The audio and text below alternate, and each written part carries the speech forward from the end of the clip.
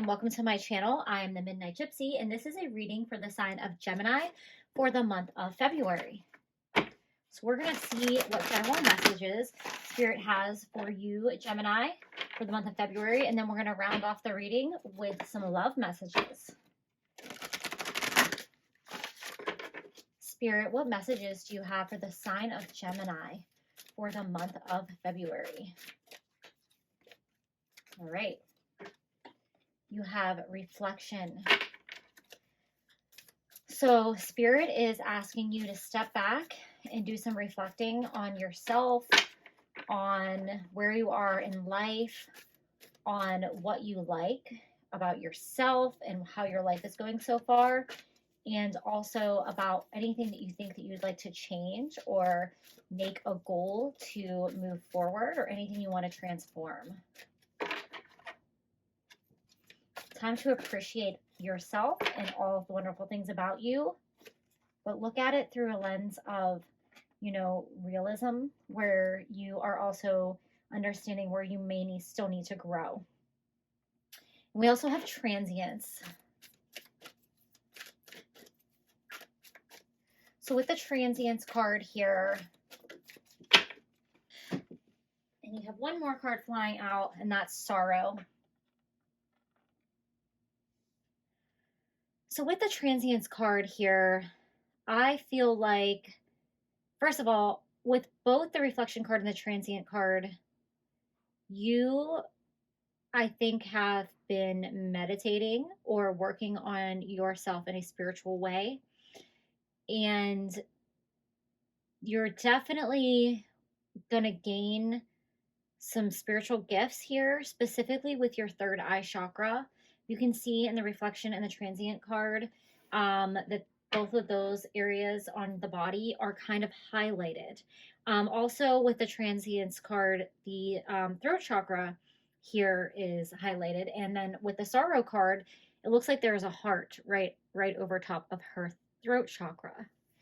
So with the transience card, this is about really tapping into your spirituality and kind of letting that energy flow. I think you may feel like you're in a blissful type of state, especially if you're doing anything specific to work on your spiritual growth. Like if you're really into meditating, this could be like you're in the groove with meditation. If you're journaling, you feel like you're in the flow with journaling. It could be with doing tarot or yoga or even just something creative. You might be like having like a burst of creative energy at this time.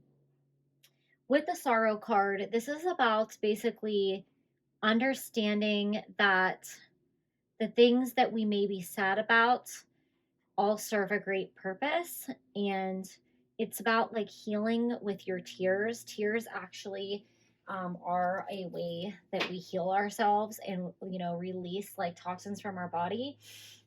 So if there's something that you've been deeply sad about, or something that hurt you, and you've been like crying, or you may be crying for no reason. I don't know why I'm picking that up, but if you feel like you might be in a state of meditation or a state of channeling or journaling or doing something creative where you suddenly get an overwhelm of emotion, whatever you're doing here is basically you're releasing some emotions that you have maybe pushed deep down inside you, and through this creative process, this is allowing you to have an outlet to release those trapped emotions. And I feel like, I don't really feel like you're depressed or sad.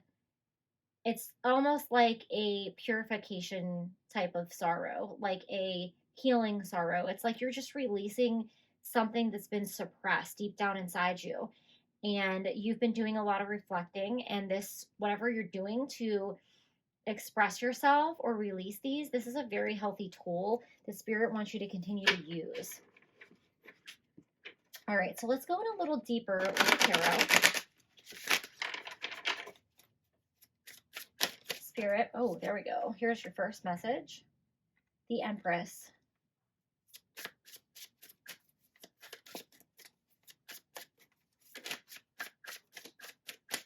Spirit, what messages do you have for the sign of Gemini for the month of February?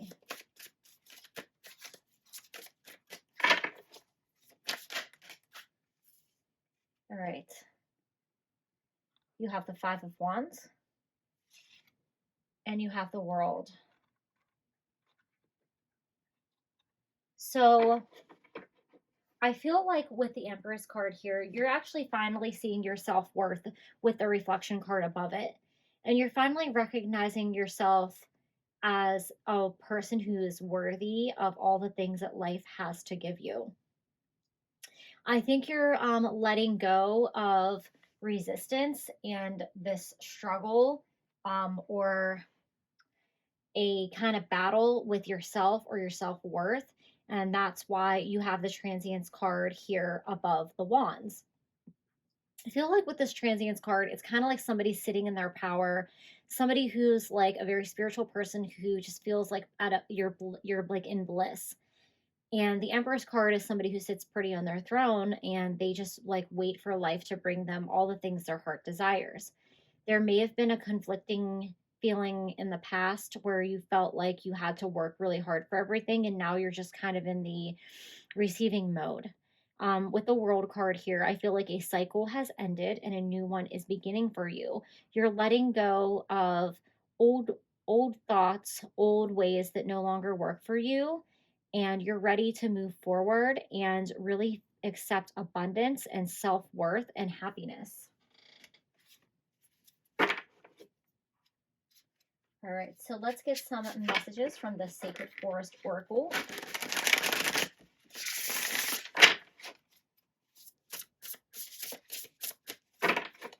And if you guys heard that scratching noise earlier, that was my cat. Sorry about that.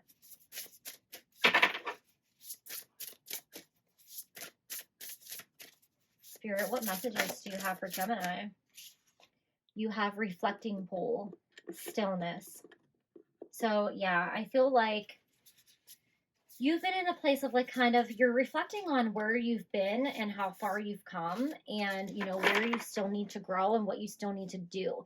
But I think it's a very healthy type of place. I don't feel like you're putting yourself on a pedestal or patting yourself on the back, but that's okay to do. As long as you don't let your ego take over there. I feel like you're just in a place of calm and a place of peace. And I think that this is a beautiful place to be, and you should really enjoy it as long as it lasts. Don't worry about getting too far ahead of like what's going to come next, and really just enjoy this blissful moment where things are peaceful in your life. If things are not peaceful for you right now, I think that this is a period of life that is coming towards you. You're going to release this Five of Wands energy, and you're going to be able to get into this blissful state. Right. We have Wild Rose Fairy, Love. So with this card here, I really feel like this is about self-love and appreciating yourself. I also feel like there's a message here about body positivity. I think that maybe you've been really hard on yourself in the past or like really nitpicky with how you look, how your physical body appears, and you're to the place where you're like, I love myself regardless of you know, what anyone else might think or say, or, you know, what are the standards that I used to compare myself to. You're really accepting yourself and you're just feeling so much happier because of it. And then you have Frog Spirit, Renewal. So yeah, you've transformed. You've come a long way. And like I said, if this isn't something that you feel like is in your life right now, this is what's coming. You're going to transform with this self-reflection. You're going to transform. You're going to feel whole. You're going to feel one. You're going to feel at peace. You're going to feel blissful. Anything that was hurtful, you're going to like release that. All these suppressed emotions are going to come out. So don't be freaked out if this happens, especially when you're doing something creative and especially if it's coming out of nowhere. This is a much needed release that's going to help you move forward. All right, Gemini, let's see what's going on in your love life for the month of February.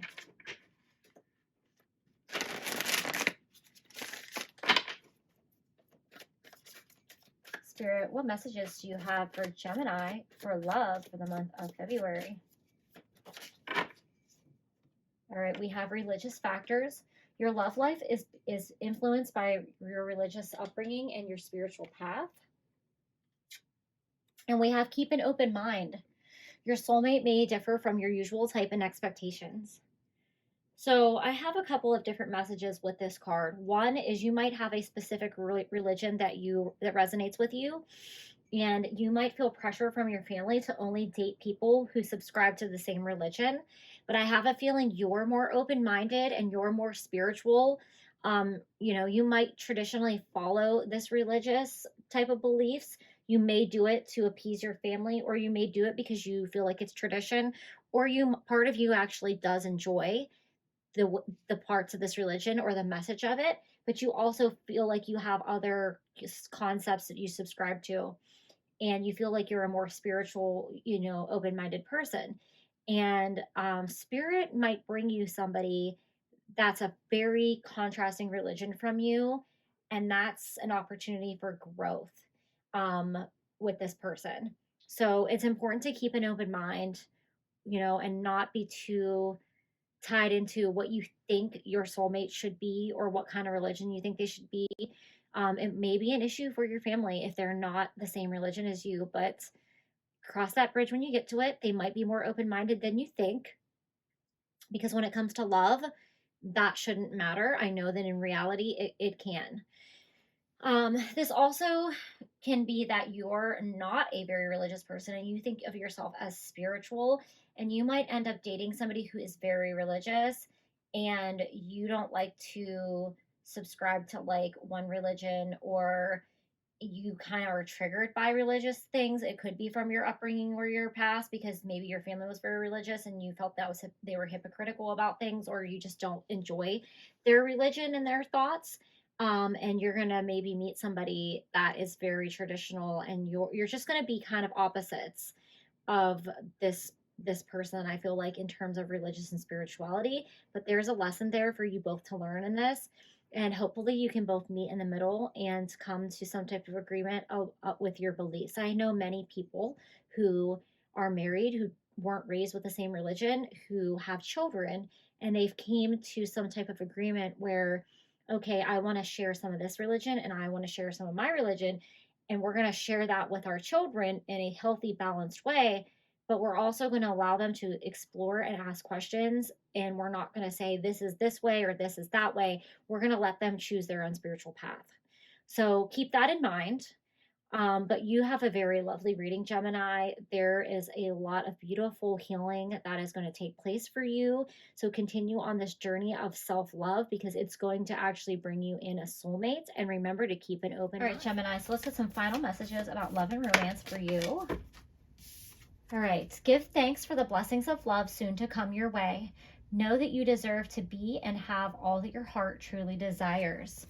So while you might have to compromise on what your religious spiritual beliefs would be in a relationship with someone very different, and I don't mean compromise as in not believe what you believe in. I mean, it might be respecting that they're different than you and not being triggered by that, or it might be, participating in some of their family traditions or their religious traditions, even though that might be outside of your comfort zone.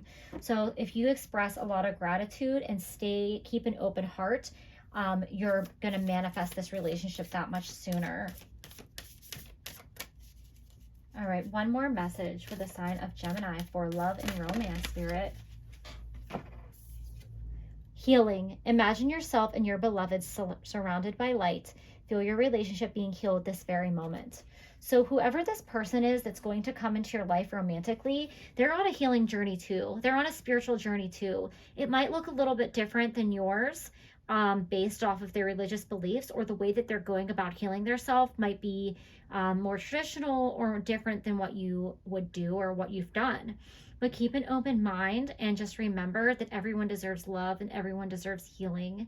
And you both could have something really great to offer one another in terms of that growth and that healing once you are together. So those are all the messages that I have for you, Gemini. Thank you and have a great February.